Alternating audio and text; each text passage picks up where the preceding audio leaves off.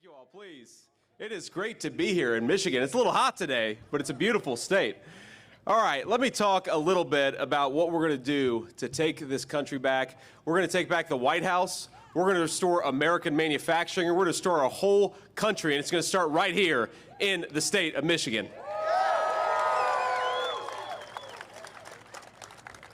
Now, I love Bryon Center. I've been here just about a couple hours, but Bryon Center has been cast aside, and a lot of places in this country have been cast aside by America's ruling class in Washington, D.C. Now, politicians come into places like Michigan, they say nice things, but they crush our industries, they offshore our jobs, and they undercut American wages with illegal labor. You, my friends, have been betrayed. And the people who have been doing the betraying have gotten rich off of this country's decline. And it's time to call them out, and it's time to kick them out of office.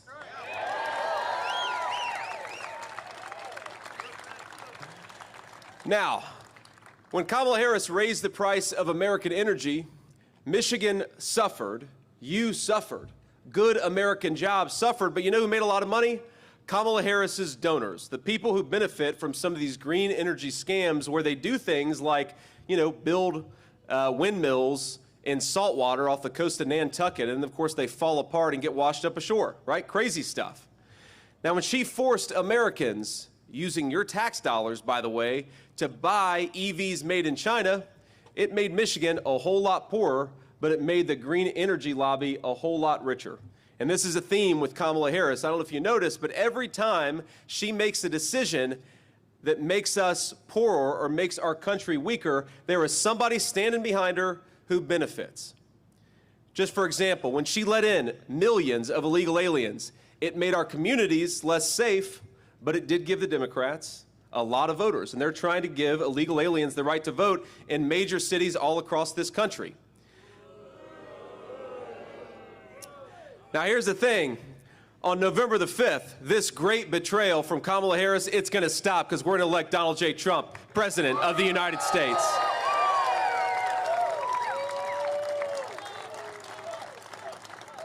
Now, I grew up in a town not all that different from Bryon Center, and I watched in my own community as jobs were sent overseas. And of course, it's not just people's checkbooks that suffer when they lose a good manufacturing job or they lose a good job in any industry. I remember seeing friends whose parents never fought, but start to have their marriages unravel under financial stress from a lost job. I saw families torn apart as China built its middle class on the back of the American middle class. And as much as things were sometimes tough in my hometown, and I know sometimes it's often tough in Bryon Center, I was one of the lucky ones. I managed to achieve my American dream. I managed to build a life because I had a mamaw who was tough as nails. I don't know if, thank you. She was my grandmother, she was my guardian angel, and she had a foul mouth on her. She was a good person, but she had a foul mouth on her. And I remember when I was a little kid, we were probably 5 or 6 years old, and we had a lot of family in eastern Kentucky. We have any Appalachian-connected people here in Bryon Center? More than a few? Yeah. Going down 75 to visit Kentucky and East Tennessee. I know that story. I remember I was taking one of those trips myself, and I remember there was a guy, my aunt was driving, my mamaw was in the passenger seat, and I was in the back seat.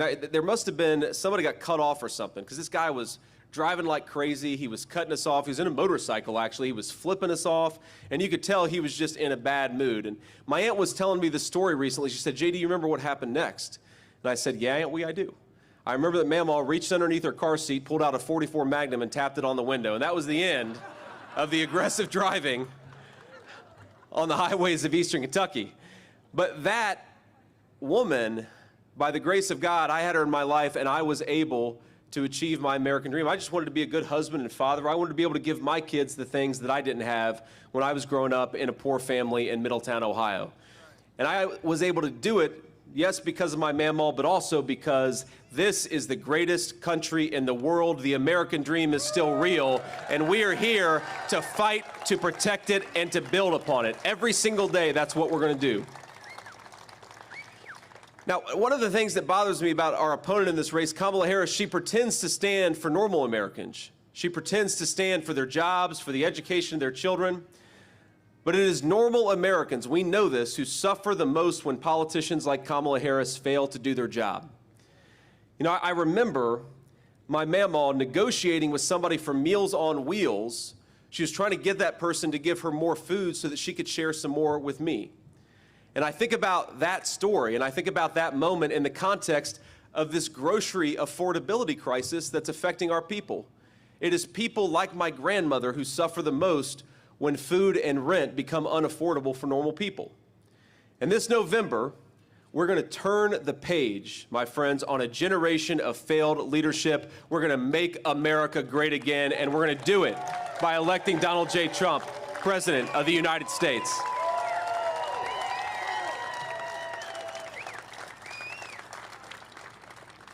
Now, that's the most important thing, of course, is the top of the ticket, because we all know the president controls so much in this country.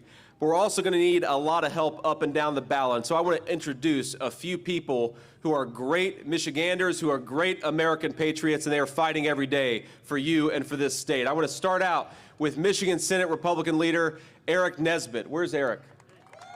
There's Eric right here. A beautiful family, by the way, 2 beautiful kids. We have a Republican candidate for Michigan's 3rd district. I understand Paul Hudson's going to win this race, right, Paul? Where's Paul? There's Paul right here. We've got Representative Bryon Mast, the great Bryon Mast. Number 5, Bryon. Thank you, man. We have got Representative John Molinari. Where's John? There's John right there. Did I get your name right, John? Close enough? Close enough. And we have got a great guy running who's going to be the next senator from the great state of Michigan, Mike Rogers. Where's Mike? There he is.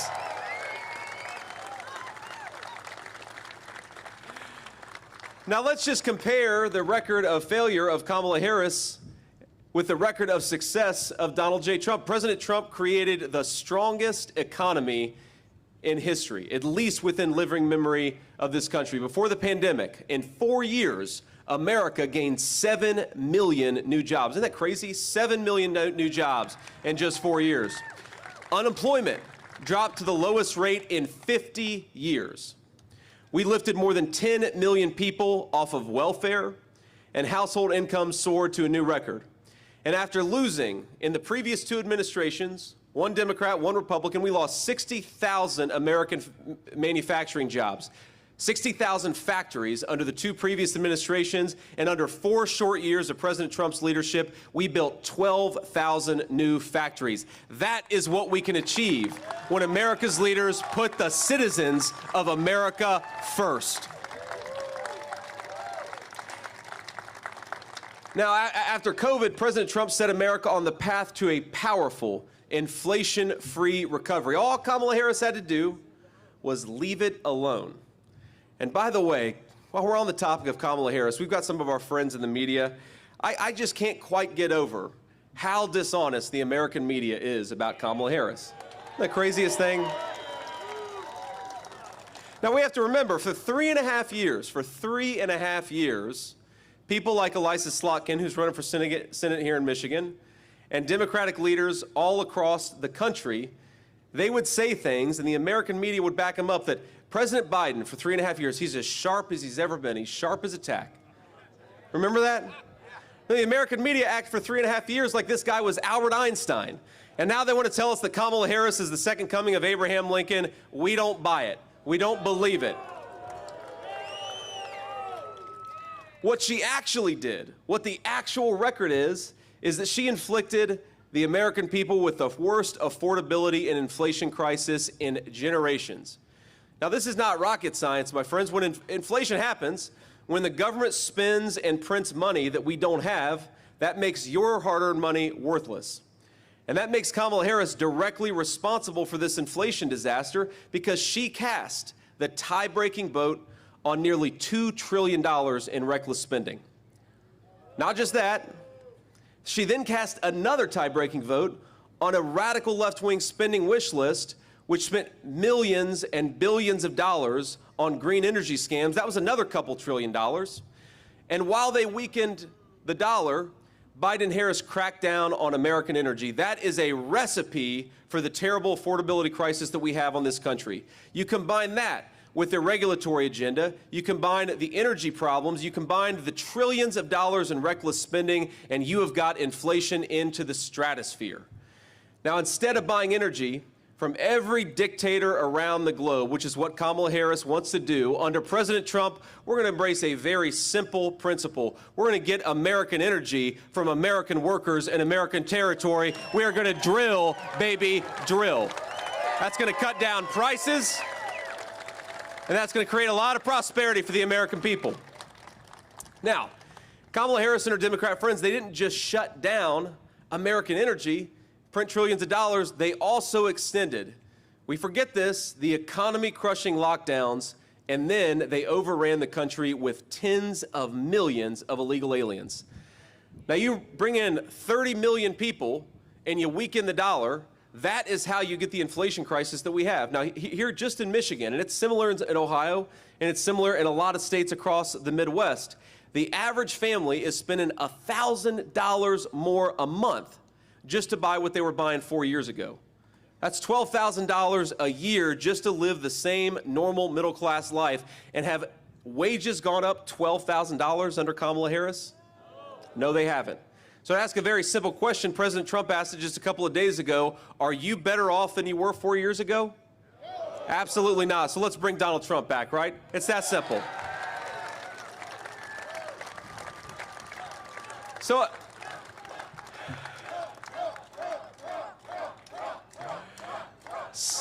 thank you. So under Kamala Harris, gas prices are up 50%. And I know we're a trucking company. You think truckers benefit when gas prices go up 50%? No. And neither do the people who depend on truckers, which is every single one of us. Housing costs have doubled. Grocery prices are up 21%. A record number of Americans are working multiple jobs. And I happen to believe in a simple principle that if you work hard and play by the rules, you ought to be able to afford a good life in the country your parents and grandparents built. Isn't that simple? Now, the housing market is the least affordable it's ever been. Mortgage rates have doubled, and that's thanks to Kamala Harris' spending policies. The average new car costs nearly $50,000 a year.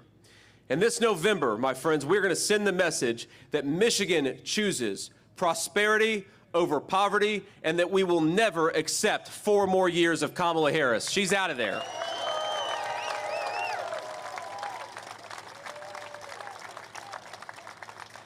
But inflation isn't the only scourge that Washington and Kamala Harris have inflicted on American workers. In fact, let's talk about the news of the day. Just a few days ago, Stellantis announced that it was going to permanently cut nearly 2,500 proud Michigan auto workers who make the iconic Ram 1500. Did y'all hear that? Now, Kamala has done nothing. Now, remember when Donald Trump, when American businesses threatened to shut down factories and move them to Mexico and China, remember what Trump did? He picked up the phone and said, if you do that, I'm going to introduce you to a little word called the tariff. And it had a lot of American workers benefit because he was willing to fight for the interests and for their American jobs. Now, her policies have been decimating the American auto industry for years. You have to remember, this is the woman who voted to preserve NAFTA, to extend NAFTA, the very trade deal that sent American auto jobs to Mexico by the tens of thousands and turned American dreams into nightmares. She supported these EV mandates that taxed you, took your money, and sent it to electric vehicles that are made in China instead of made right here in the state of Michigan, destroying thousands of Michigan auto jobs in the process. And it's not just the car jobs themselves. Y'all know this. It's the carburetors, it's the transmissions, it's the people who are making the components. They are the ones who suffer when Kamala Harris sends your tax dollars to Chinese-made cars. Well, Kamala Harris now is standing here in Michigan asking us for a promotion. I think it's time to say to Kamala Harris, no thank you, you are fired.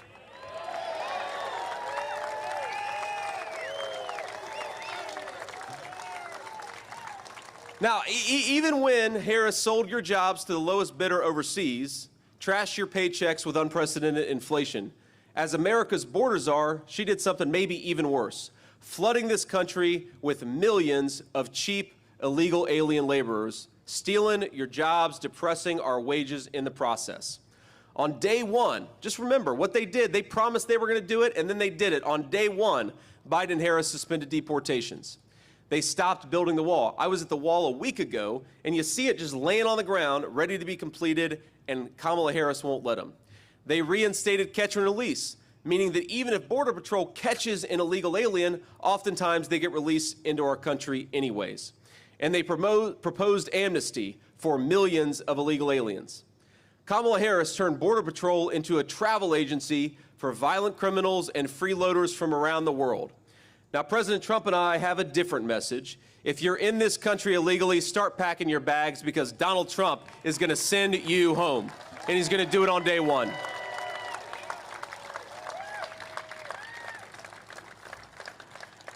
Now, we're in this incredible company, and we're at this incredible company, and I want to introduce just a few people who make this place possible, people who've been building American dreams, some of them for over a half a century. So we've got the great Mary Jane Cordes. Mary Jane, thank you so much for having me.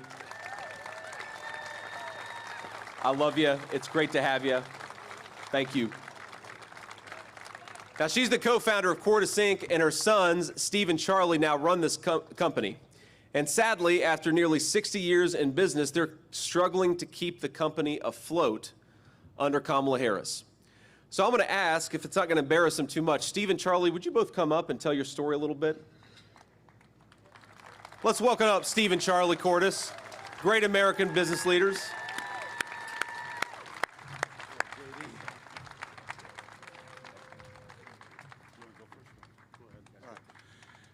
Yeah, JD's right. The last 4 years with fuel prices, inflation, we just have to work so hard. Steve and I are here all the time.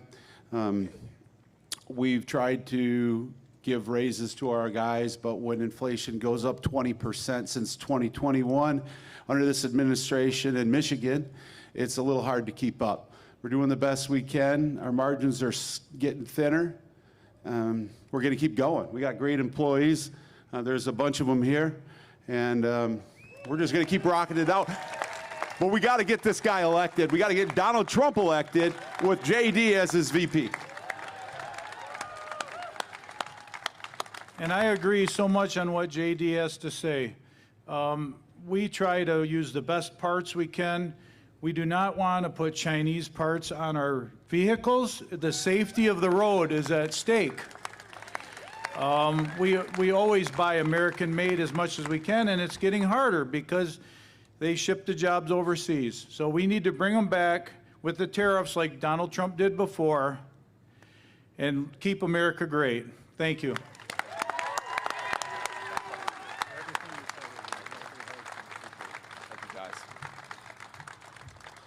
Well, I thank you all so much, and thanks so much for what you're doing. And isn't that crazy to think? You've got great American entrepreneurs who want to buy American, and it's getting harder and harder because Kamala Harris means that there's fewer and fewer things being built in this country. What a disgrace. We can do so much better. We got the best workers, the best people. We've got the best country. We just need American leaders to stop screwing it up.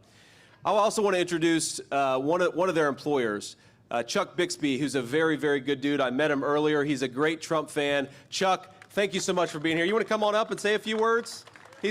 Come on, Chuck. We're going to embarrass Chuck a little bit.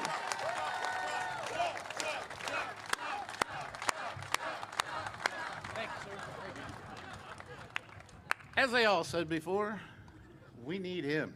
That's right. Because not only is Donald Trump going to do the next 4 years, I got dibs on him doing the 4 after. And you all can, yep, I see it. So we're there. Everybody get people out, get them to vote. The more votes that we can get out, the harder it's going to be for them to cheat. Let everybody have fun. Sorry to embarrass you. So, Chuck, I'm sorry for embarrassing you. I had to make you come up and say a few words. So let me just tell you a little story. Chuck reminds me of a lot of people that I knew growing up in Middletown, hardworking people, people who keep this country running. And it reminds me, sometimes Kamala Harris, she talks and the Democrats talk about the old economy versus the new economy. I like to talk about the real economy versus the fake economy.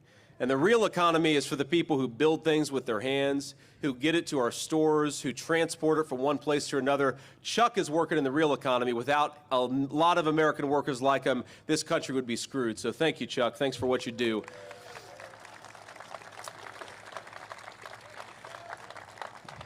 You know, I want to leave you with just this thought, because it's a story that I've been thinking about a lot. I've been on the campaign trail as the vice presidential nominee for all of about 4 weeks, and what an honor it is. But not long ago, I met a woman on the campaign trail, and she told me a story that really stuck out to me. She is a nurse, and her husband is recently retired.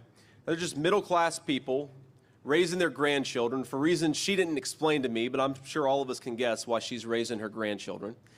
And though this woman hasn't had an easy life, she told me about her home and her family without an ounce of complaint or resentment. Now, she wasn't angry at Kamala Harris for firing thousands of American healthcare workers for refusing to get a vaccine.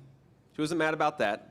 She wasn't angry at her grandchildren for depriving her of an easy retirement, because she's a little on the older side and now she's got to take care of these grandkids. And she wasn't even angry at her daughter for leaving her an unexpected set of kids to care for. She lived her life, she cared for her family, and she did it without a hint of complaint. Now this, my friends, reminds me of my grandmother. This is the American spirit. A woman who does her duty, she does it well, and she doesn't expect a handout for doing it. God bless her.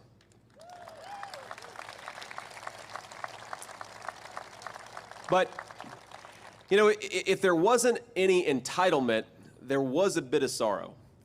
Because in a lifetime of trials and tribulations, there was one thing about this moment that frustrated her, that the price of food had gotten so high that she could no longer do steak night. Every Friday, she told me, for years, we have done steak night in our house. And I'm not talking about a steakhouse or a filet mignon, but in good times and bad, we made sure that Friday, we'd go to the grocery store, we'd get a nice steak, and make it a special occasion. That was her family tradition every single Friday. And now, she told me, it's gone. We just do hamburger. There's nothing wrong with hamburger, but it's not a steak. Grocery bills are just too high, she said.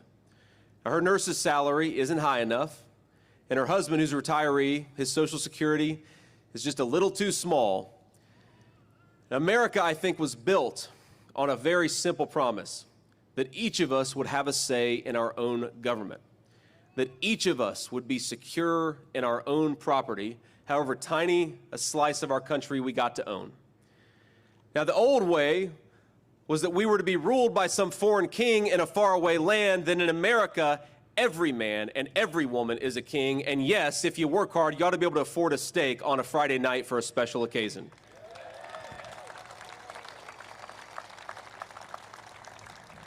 Now, I was listening to Kamala Harris give a rally recently, because she doesn't talk to the media. She just talks behind a teleprompter. We're going to take some questions from the media after this, as a matter of fact. But she said she's going to tackle the affordability crisis affecting American families on day one. Think about that. Kamala, day one was January of 2021. Day one was 4 years ago, Kamala Harris, and because of your policies, too many children can't afford a nice meal, too many children have been killed by fentanyl, too many grandparents are raising kids they didn't plan for, and too many families can't afford a special meal on a Friday night. Now, the media, our friends in the back, they make a lot of new noise, make a lot of news about the new tone of Kamala Harris's campaign. Have you seen this? They say, Kamala Harris, you can tell she's excited. But I'll tell you what she's excited about. She's excited that she just got a promotion without earning a single American vote.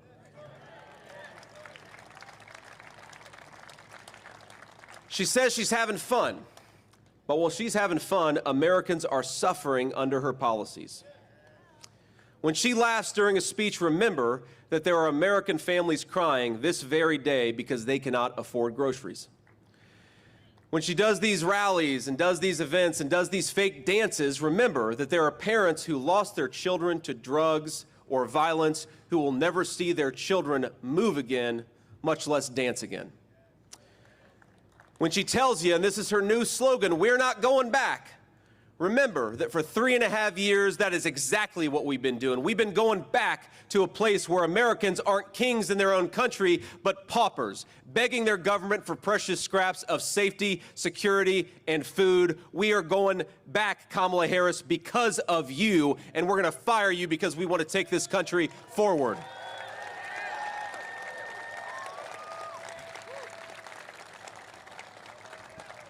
Now, I cannot get over, my friends, about everything about her campaign is fake. A fake joy that comes from being promoted to a new position instead of using the position you already have to do your job and make the lives of the citizens of this country better. It's a fake ticket that never earned a single Democrat primary vote. It's a fake platform that offers no specifics about how to do the people's businesses, and a fake promise to change the government, even though she's been in charge of that very government for almost 4 years and hasn't done a damn thing.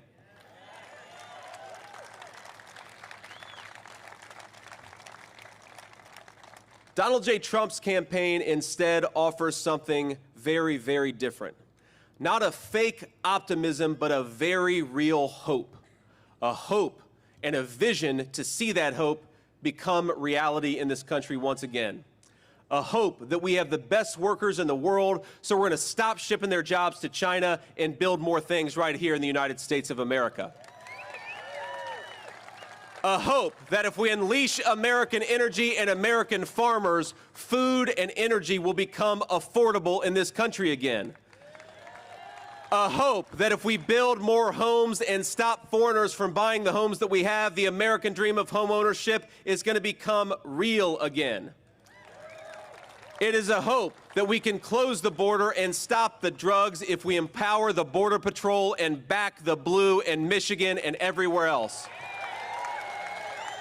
It is a hope in the moms and dads and grandparents of our country that though they do have the spirit to survive under the policies of Kamala Harris, they have the ability to thrive under the leadership of Donald J. Trump. When we say that we will make America great again, we mean something simple. Safe streets for our families, a secure border, affordable food for our children, and the American dream, whether it's to buy a home or to see your children do better off than you did, that is achievable again. Let's get it done. We're going to start here in Michigan. It's going to start a fire that goes across the United States of America. Let everybody hear that America is ready to re-elect Donald J. Trump, the president, again. And Michigan, it's going to start with you. God bless you all. Thank you for doing everything you do, and thank you for having me.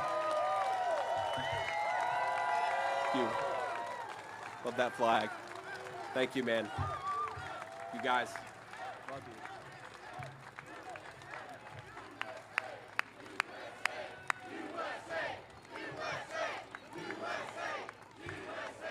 Now, I believe if y'all are willing to stick out the heat a little bit longer, we're going to do some interviews with some real news and some fake news. So I think we have some reporters up here in the front. And what I'd ask is that if you're a local reporter from Michigan, raise your hand first. I'd like to take your questions first, and then I'll go on down the line. So everybody, get ready, because we're going to have some fun with the American media.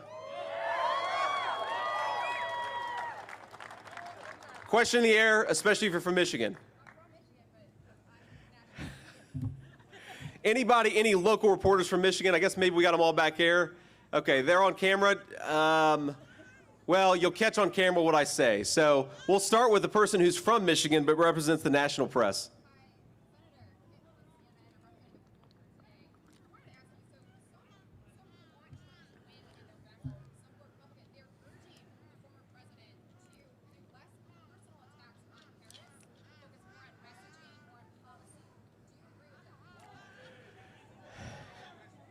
Well, look, the question, I'm not going to repeat that question because it's kind of insulting to our president. So I'll repeat the ones that aren't insulting to our president. Look, here's the answer.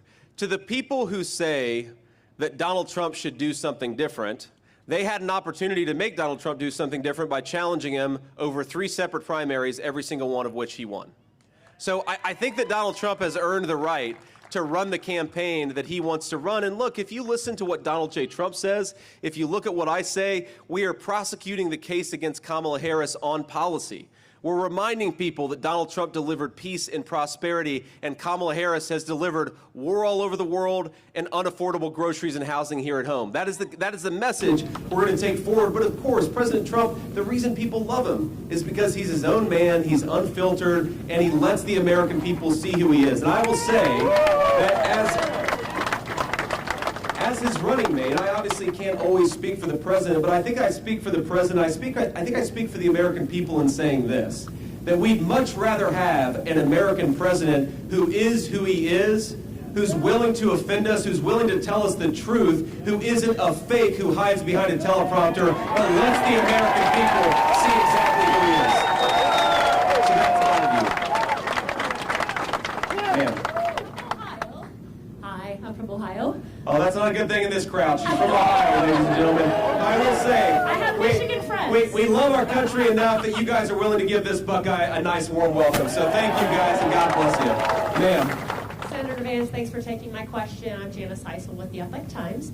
And my question is, we do hear about costs of energy relating directly to grocery costs being up. What other steps besides drilling can the Trump-Vance administration take to lower those grocery prices for people? Fire Granholm! That's right.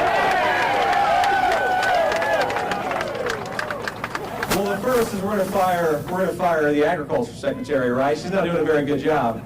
But look, a couple of things. First of all, drill baby drill is a big part of lowering the cost of food.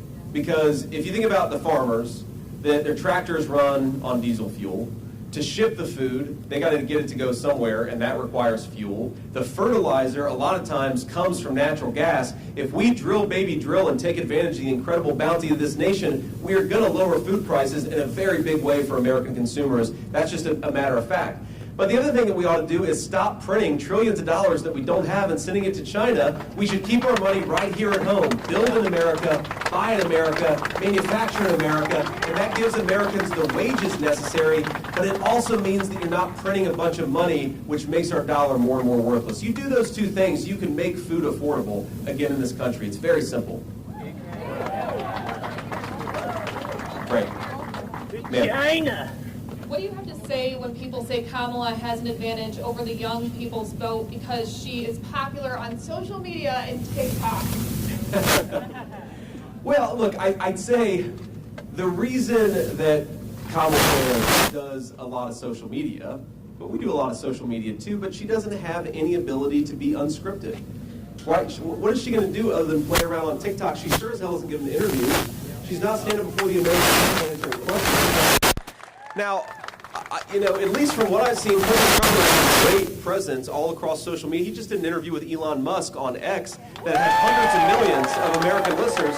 It sounds like a lot of people in the audience. So I think we're doing great on social media, but my message to young people, look, I'm the only millennial, the first millennial in the history of a national ticket. And my message to young people is we want you to be able to build a life in this country. If you work hard and play by the rules, we want you to be able to afford a house. We want to bring mortgage interest rates down so that you can actually get a loan to buy that house. We want you to be able to raise a family if you so choose without having it destroy your checking account. And we have got the policies to make that happen. So I think that Kamala Harris, assuming that she can run this filtered campaign hiding behind a teleprompter, young people are smart. And they know that life has gotten more unaffordable under Kamala Harris. And the final point that I'll make is Donald Trump and I believe that America ought to be tough and America ought to have a strong foreign policy. But when people like Kamala Harris send our sons and daughters, our young people, to fight in stupid wars, it is the young generation that carries the burden of that. We're going to stop sending our young people to faraway lands. We are not the policemen of the world. We need to use our young people here at home as the resources that they are and not send them all over the world. And I think that hopefully is a message that's going to appeal. We're going to carry it forward and we're going to see how the chips fall. But look, I feel very confident. We're going to win young people. We're going to win the whole country. Sir. New York Times, I wanted to ask you about the latest economic news from this morning with inflation now being under 3%, the lowest rate since mid-2021. What is your sort of reaction to that news? Well, I think the crowd reaction says it all. Look, when they say that inflation is down, they mean from a baseline where groceries are already 30% more expensive than they were when Donald Trump was president. And they're not saying it's coming down, they're just saying it's not going up as fast as it was 3 years ago. That is not a reputation or a record to brag on, that's a record to be ashamed of.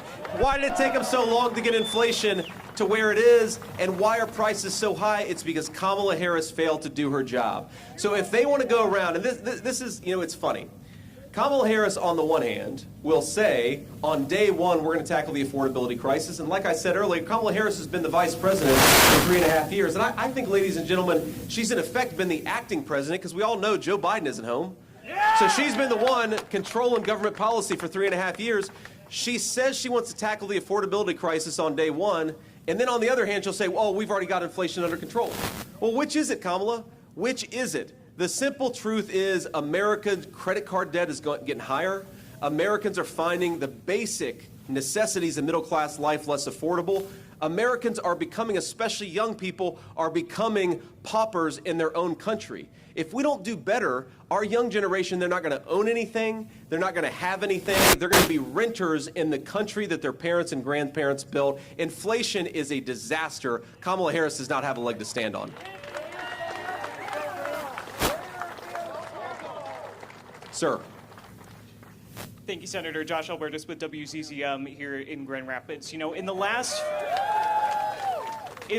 few cycles, you know, we've seen a lot of people, based on the results of the election here in Kent County, describe Kent County as a lot more of a battleground than it used to be when it came to the era of Jerry Ford, for example. Contextualize, you know, to what extent you believe the campaign is trying to put resources into Kent County specifically. What kind of narrowed that down? Well, look, we love Kent County, and we think that it's going to be an important part of the election, but we think, look, the entire state of Michigan is important, right? There are areas in Michigan like Detroit where we're not going to do quite as well as we want to, but we're going to put as much resources as possible because we believe there are a lot of voters in Detroit who want to vote for Donald Trump and J.D. Vance. We just got to get them to the polls, and we're going to work hard for every vote. We believe there are rural parts of Michigan where we're going to win by 85%, but why not make it 90%? So we're going to work hard for every single vote all across the state of Michigan. I wouldn't say any one county is more or less important. The whole state is important because, look, there is no state that perfectly exemplifies what is broken about American policy in Washington. This was one of the wealthiest states in the entire country for pretty much the entirety of the post-World War II era. This is a state that had a proud manufacturing tradition where whether you went to college or graduated from high school or did something in the middle, you could build a middle-class life so long as you worked hard and played by the rules. And then thanks to a generation of failed leadership, Michigan has seen thousands of manufacturing jobs disappear. We have got to do better. And I think the reason you see Michigan, people used to call it a blue wall state. I think Michigan is a red wall state now because people are sick of losing their livelihoods and losing their jobs, and they know Donald J. Trump is going to be good for both. And I'll take two more questions here. Yeah. Senator, yesterday on American Decision, and said that Donald Trump and Elon Musk sneered at labor workers when talking about how Elon Musk fired folks looking to organize. The Teamster president, who also spoke at the RNC, called this economic terrorism. What's your reaction to the backlash that Donald Trump's getting from that interview? Well, look, I like the Teamsters president. I think he's a good guy, but I think he's wrong about this because Donald Trump was not talking about firing Michigan auto workers. He was talking about firing the employees of Twitter who use their power to censor American citizens. Those people ought to be fired.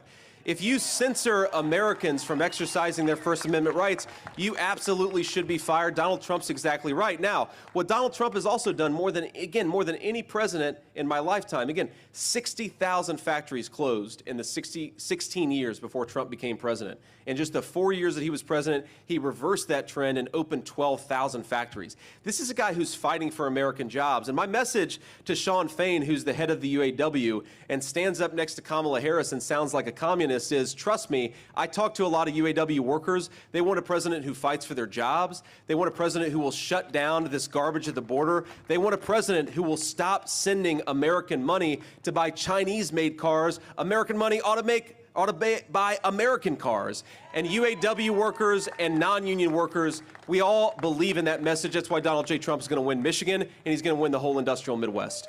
And we'll do one more question.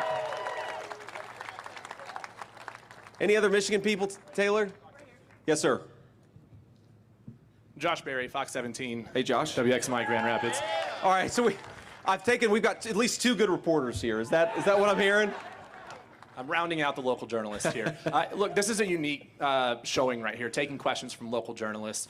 Not necessarily, it's been unorthodox for a local rally like this. What are you hoping to show or say to voters, or is this a message to the Harris campaign, taking questions at a rally in front of people here? Look, it's a message to everybody that if you want to be the American people's vice president, you ought to answer their questions and try to earn their vote. It's really that simple.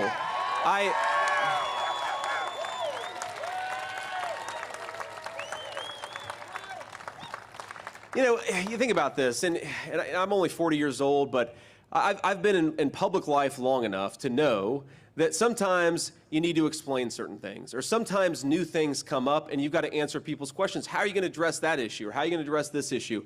You have got to stand before the American people and answer tough questions if you want to do this job. And it is scandalous that Kamala Harris is running from the media, but more importantly, she's running from the American people.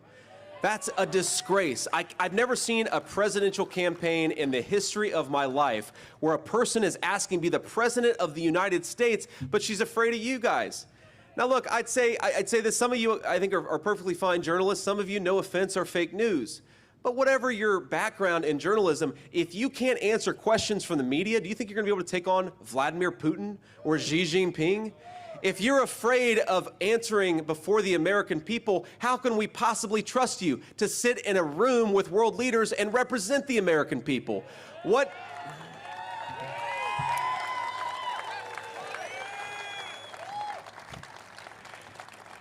And I think what it shows is fundamentally Kamala Harris has no vision. She has no policies. Go to her website.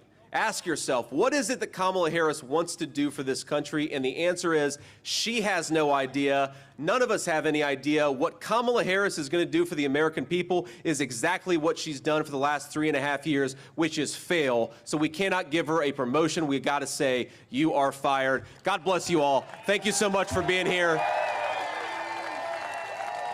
Michigan, get out and vote. Get your friends and family to vote. Volunteer if you're able. I love you guys. I'll see you soon. We'll be back in Michigan quite a bit. God bless y'all.